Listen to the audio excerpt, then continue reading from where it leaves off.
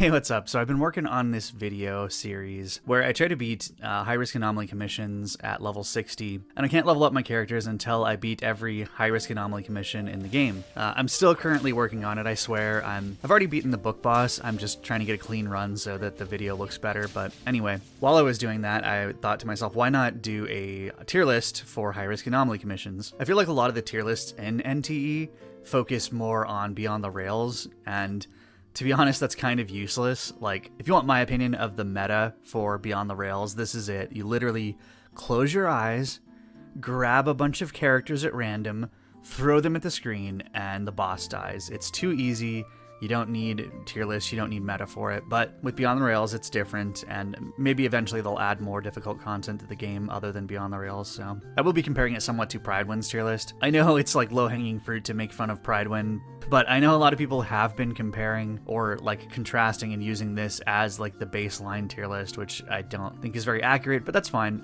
Prydwen is doing their own thing. They're trying to make mass content for a lot of different people, for casuals, so it's fine, but I will compare and contrast just to sort of show you what I think about their current ranking system. Speaking of which, let's talk about the tier system itself. Okay, so it's not really the fault of Prydwen, it's more so the community in general kind of treats tier lists as if there's only 3 categories. There is an acceptable unit, that's tier 0, just baseline unit, an okay unit. Tier 0.5 or whatever the lower tier is, doesn't matter, is a mid unit. Like, you shouldn't be using this unit, it's not good, but if you don't have the usable unit, it's acceptable. And then everything below that is just trash. That is how a lot of people treat, especially in NTE, people treat the tier list system. That is not what I'm going to be doing. So, for me, tier 0 is a meta-defining unit. I am going to gatekeep the heck out of tier 0.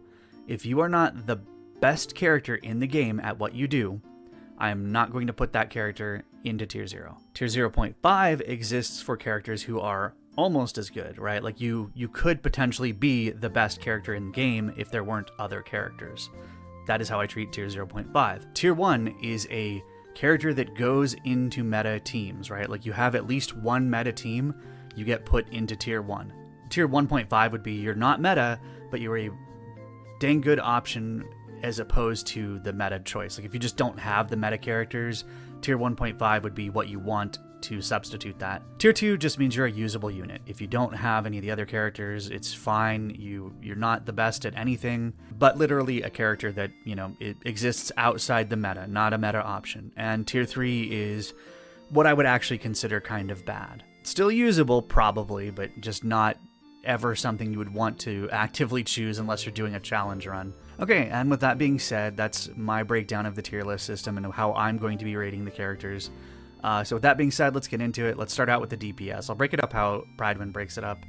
So we'll start out with the DPS. All right, so let's do a little hypothetical before we break down the tier list. So let's say somebody breaks into my house right now, holds a gun to my head, and says, I want you to beat high-risk anomaly commission Mammon on stage 6 in one try, or I'm blowing your brains out. Obviously, that is not going to happen, but hypothetically, if it did, which character would I pick, right? Like, which character would I pick to do that? You could make an argument for Fadia. Very survivable character, but I just don't think she has the same damage. Well, it's not that I don't think. She literally does not have the same damage as Lacrimosa. I would actually pick Fadia as a sub-DPS. I think she functions better as a sub-DPS. Every day of the week, I'm picking Lacrimosa. She's the most reliable unit in the game. She has the best dodge counter in the game, the best dodge frames in the game, the best dodge counter in the game. Actually, the second best. She used to have the best, but we'll get into that in just a second. So yeah, if that happened in the rare hypothetical situation where people break into people's houses and tell them to beat video games, that's what I would pick. I would pick Lacrimosa if I only had one attempt at it. Okay, so conversely, let's say somebody comes in, breaks into my house, holds a gun to my head and says, okay, you have as many attempts as you want, but I need you to beat your current time on Mammon stage 6 anomaly commission. Well, if that's the case, I'm picking Shinku every day of the week. I know this is going to piss off some people. People either love Shinku or they hate Shinku, or they think she's okay, somewhere in between. No, people really are polarized about this unit. Let me explain my personal experience with Shinku. So I got Shinku. You know, I went to go test her out, took her into high risk anomaly commission. I was like, oh wow, this character sucks. I hate her. She's so bad. Okay, let's go watch a video. Let's read what we're actually supposed to do. Let's break down her kit. Okay, we go back into high risk anomaly commission. I get what I'm supposed to do, but I hate this character. I do not like playing her. My ADHD brain cannot handle this. There's no way she's good. There's no way. Wait. Did I just get my best time on this fight by like 40 seconds? Yeah, I did. Holy shit, she is that good. Yeah, she is the one. She is the GOAT. She has the highest DPS potential in the game, by a lot for some fights, by less for other fights. But yeah, she has the highest DPS potential in the game. Number one, you do have to be good enough to actually utilize it. Number two, you have to turn off your ADHD brain for 5 seconds in order to actually read and understand her kit. And number three, a lot of it is based off of RNG, right? Like, that's why I said, you know, if I have all the attempts in the world, I'm picking Shinku, because if you can get that perfect lineup of like, oh, the boss attacked me at the exact right moment, you know, and I can dodge it, and then he attacked again, I could dodge it, and boom, boom, boom, my DPS goes through the roof. It's not that bad. I'm obviously being hyperbolic. Like, to get a good time on Shinku is not this astronomical rare number, but all I'm saying is, without a doubt, she has the highest DPS in the game. Okay, so if you ask me, what is the current tier 0 for DPS? It is these two. Like I said, I'm gatekeeping. If you're not the best at what you do not go into tier 0. I'm sorry. These two units are very good. Cheese is also here. Okay, so let's talk about each one of these really quick, because they are the next best DPS. And there's a reason why Chaos and Nanalie are in tier 0.5. Their damage is very good, and they get good clear times in high-risk anomaly commissions. I guess the best one we can talk about first is Cheese. How does Cheese work? Okay, so if you're playing Cheese in Beyond the Rails, nothing really matters, right? Like, you use her ultimate, and then do her burst window, use her skill. And if the boss attacks you, you can just say, okay, cool, I'm just going to take the damage, who cares? Nothing really deals that much damage in Beyond the Rails. Not the same for high-risk anomaly commissions. You have to dodge it. Like, you can maybe take one hit, maybe. Depending on what level you're at, you can maybe take one hit in the high-risk anomaly commissions. So you can't interrupt her burst window. You cannot do it. She's so dependent on that burst window for her DPS. That means you have to dodge, and you have to do the skill in time to be part of the combo in order to get the automatic crit rate. It's very frustrating playing her in high-risk anomaly commissions. I do not enjoy it. If I was really being a douche, I would actually place her lower because of how difficult she is to use in high-risk anomaly commissions, and how much her kit falls apart compared to Beyond the Rails. But, you know, I'll put some respect on her DPS. It is good. Also, her teammates can be very good as well. Like, obviously, you can do Charge, you could do Blossom, you know, you can put her with a Tori, who's a very good unit. You can put her with Zhiyuan, who is not as good in high-risk anomaly commissions, but is still a good character. So that's Cheese's breakdown. So Chaos is sort of the same thing. You'll go to do his hold attack, and, oh, the boss attacks you, you have to dodge out of it. You go to do it again, the boss attacks you, you have to dodge out of it. You go to do it again, on and on and on. But you know, it's not usually that bad. Usually it takes you a couple of attempts to actually get the charge attack off. But that is a DPS loss. It is annoying. It is frustrating playing as him. Also, Remora is a very bad interaction. The boss slows down, speeds up, slows down, speeds up. Shinku has this problem too, but once again, since she has the highest DPS in the game, we are hard-pressed to put her anywhere other than tier 0. If we were gauging Shinku based entirely off of gameplay, you know, I would definitely put her pretty low. Pretty much any unit that does Remora interactions, I would place very low, because it is a very bad interaction. Nanalie also suffers from the boss attacking at inconvenient times, but she doesn't suffer as much, right? Like, yes, you want to be doing her basic attacks so that you do her boss tagger damage, but having to dodge counter isn't like a huge DPS loss compared to missing your attacks with Shinku. Like, that's a pretty huge DPS loss. So I would place Nanalie at the top of tier 0.5, Chaos at the bottom of tier 0.5, and Cheese and tier 1. And remember, being in tier 1 does not mean unplayable. It means you are a meta unit. Cheese is a meta unit. She's just not a meta defining unit. Moving on. These two are really good units. They're not meta units, but they are very good. I have nothing but good things to say about them. In fact, every single one of the standard banner 5 stars, they're all very good. So Fadia, obviously underrated in Beyond the Rails. You could beat the entire Beyond the Rails with any one given unit, but you don't have to pay attention with Fadia, right? Like, that's what's cool about Fadia. She is the Unga Bunga queen. If you really want to Unga Bunga, then get a couple of her awakenings and she basically becomes invincible. I think she's better as a sub DPS, and if I wasn't being so gatekeepy, I would gladly move these 2 up into tier 1, but if you're not a meta unit, then you're not going up. So Fadia is in tier 1.5. She is a good alternate option for if you don't have the units or if you want more survivability. Baikong is the same thing. He is not a meta unit, but he is a great option. Let's talk about Baikong a little bit. So a lot of the bosses, I'm not sure if it's every one of them, but a lot of the bosses have a soft enrage timer, where if you take too long, I think it's after 3 minutes, if you take too long, the boss just starts dealing massive amounts of damage to you. Now for every other character, that's going to be super inconvenient, or that's a pretty big detriment, right? But with Baikong, it doesn't matter. You're used to doing that anyway if you're a Baikong main. Like, if you're a Baikong Chad, I imagine high-risk anomaly commissions are pretty easy for you because it just doesn't affect you. You're used to fighting at half health anyway, so fighting at 20% health, it's like, yeah, that's a little bit less, but you're going to get one shot anyway, so who really gives a crap? So I do think Baikong and Fadia are both very good units.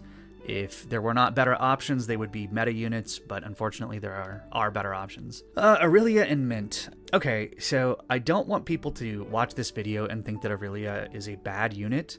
If you're doing Beyond the Rails, she's a great 4-star unit. She's the best 4-star DPS in the game. She does some grouping.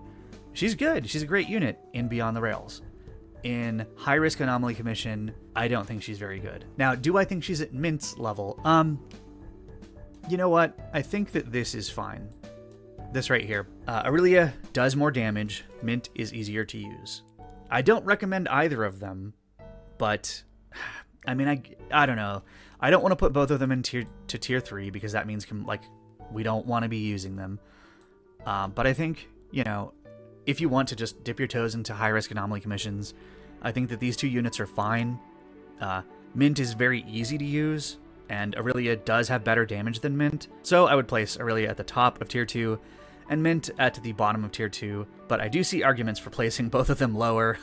I do not see arguments for placing either of them higher. They just don't have what it takes to be an off-meta unit, right? Neither of them are off-meta. They are usable if you have literally no other options and you just want to try out high-risk anomaly commissions. So that's DPS. Yeah, I imagine a lot of people are going to be pretty pissed at this list. But anyway, let's move on to hybrids or sub-DPS.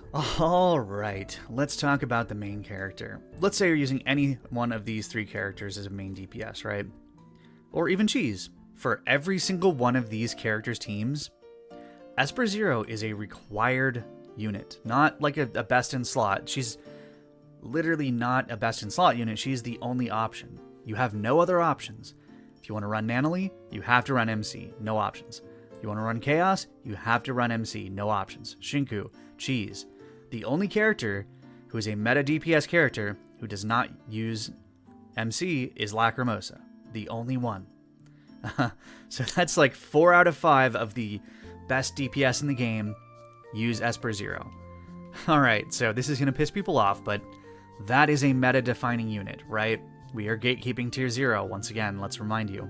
Hitori is an amazing unit. If Esper Zero didn't exist, she would be in tier 0, but I'm sorry. Hitori is amazing. She does not define the meta.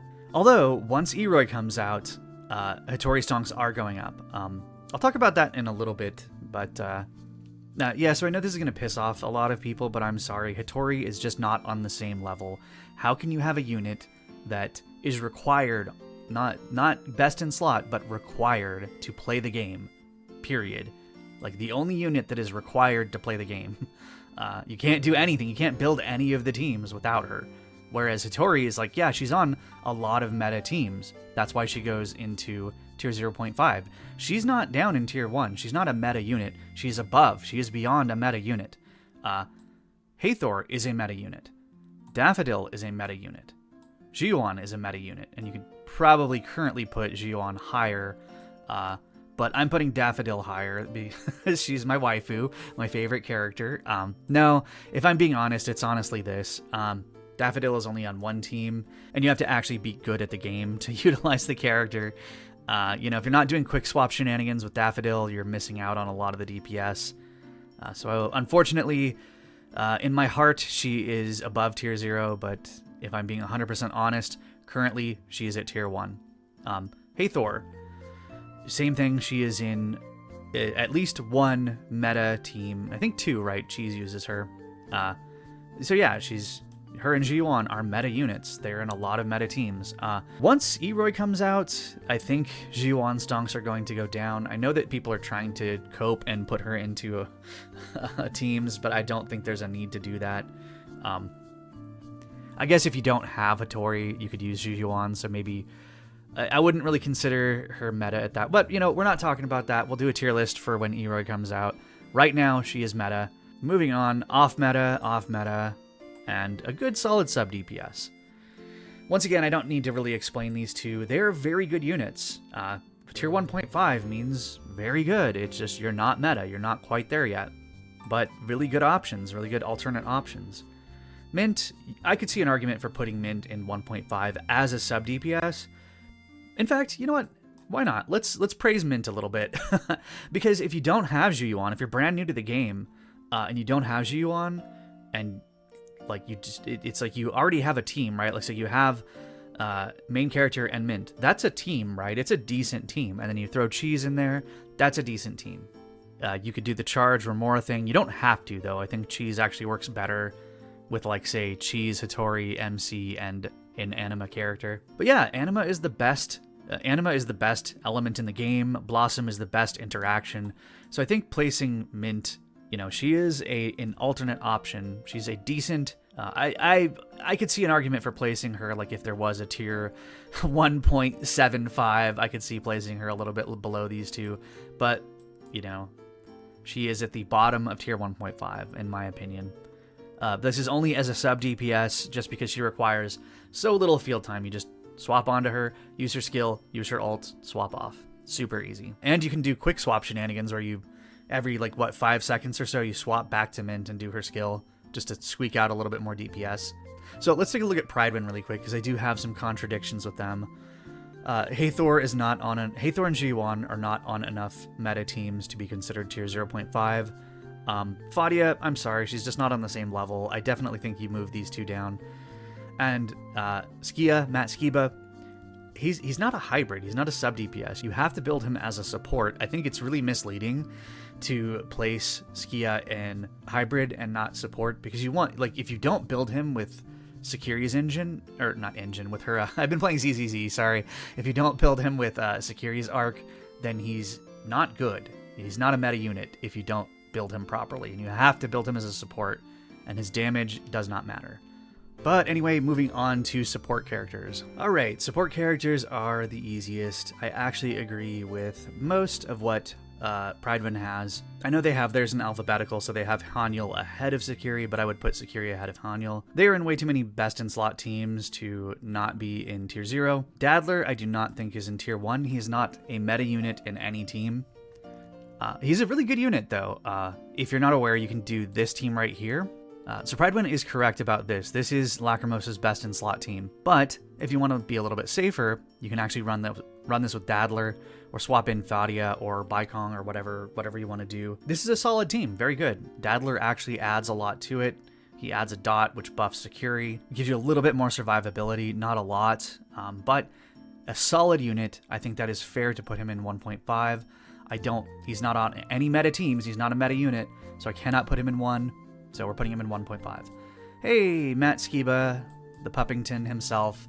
We're putting him in 1. He's in 1 meta team. He is a meta character for 1 meta team. So he gets up there. Yeah, you made it, buddy. Gonna get replaced as soon as another Lakshana support comes out, but right now, you did it. But seriously though, he is better than Hathor in Shinku team, so yep, he gets put in there. He made it. What about Edgar? I actually I actually don't think Edgar is in tier 3. I understand the argument for Beyond the Rails to place him in tier 3, specifically because like you don't need healing. Who cares? Healing is useless. But in high-risk anomaly commissions, healing actually has a purpose. It's useful. So we can bump him up. Now, to be clear, I don't have this character built. So if you come to me and you say, no, bro, in high-risk anomaly commissions, he's cracked. He's tier 0. First of all, show me the video. That sounds like an amazing video. You should post it, and I'll watch it.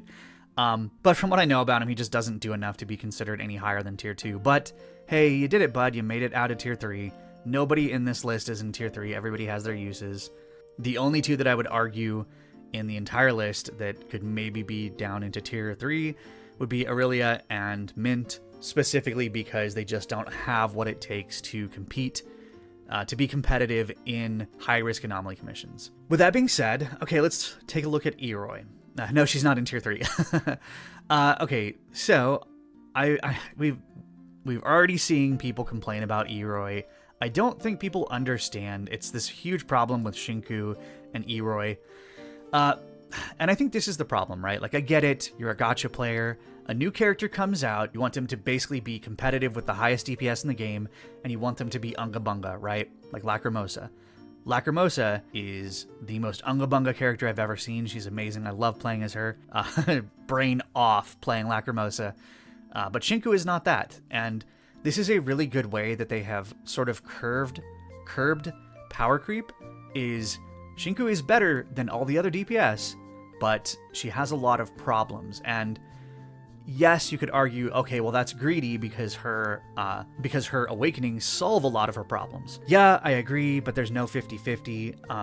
You just kind of have to accept that, okay, you either have to live with the shittiness of Shinku's clunky playstyle, or you have to spend a little bit of money, or you have to save up, you know, like, it's a gacha game.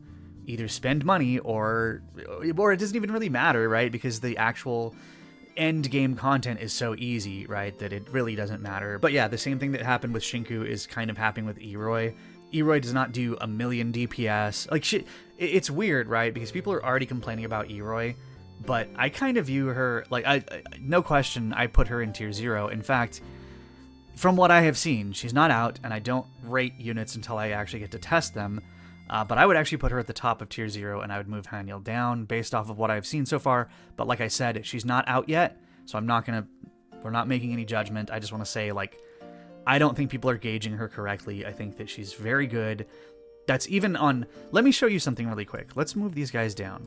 Let me show you a team that I've cooked up that is one of the best teams in the game. That's right. Lacrimosa, Hattori, Eroy, Sakiri. This is what I like to call Lacrimosa mid-range. If you don't know what the term mid-range means, so it doesn't mean mid, don't worry. Mid-range is a archetype in deck builder games like Magic the Gathering, Yu-Gi-Oh!, stuff like that. It literally just means high-value unit. It means more than that, but for the sake of this, we're just talking about having high-value units. So, Lacrimosa, she's a tier 0 unit, very high value. Eroy, tier 0, very high value. Hattori, very, high, tier 0.5. And in fact, once Eroy drops, if Eroy is even remotely close to what I think she's going to be capable of doing, I would place Hattori out of tier 0.5 and I would put her in tier 0 because she's going to be on too many meta teams to not be in tier 0. And then Sakiri, obviously very valuable unit. And you have these strong interactions over here, and then you have strong interactions over here. Basically the definition of a mid-range team, just very high value units. If I'm being 100% honest, you could really just put Eroy in any given team, like even if you didn't have Hattori, even if you had no interactions with her, in high-risk anomaly commissions, she's going to be so valuable just because of healing, buffing. Like, there's no reason not to run her on basically every high-risk anomaly commission team. She's the best element in the game. She can be a part of the best interaction in the game. Yeah, no question. I think it's weird that people do not put... people aren't saying that Eroy is anything other than tier 0. Without a doubt, I think she is tier 0. Also, it's too soon to really put Haniel into tier 0.5.